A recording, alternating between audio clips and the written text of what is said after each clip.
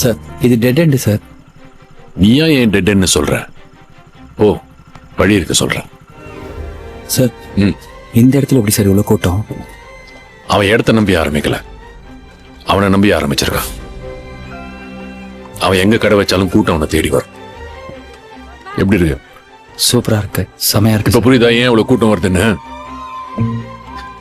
திருநெல்வேலியில இருட்டு கடை பத்தி தெரியுமா? ஆ தெரியும் சார். ஒரு காலத்துல கோயில் எதிர்த்தாப்புல கரண்டே இல்லாம இருட்டுல ஆரம்பிச்சுது. அதனாலதான் பேர் இருட்டு கடை. ஆனா இப்ப கோயில் எங்க இருக்குன்னு கேட்டா இருட்டு கடைக்கு எதிர்க்க இருக்குன்னு சொல்லுவாங்க.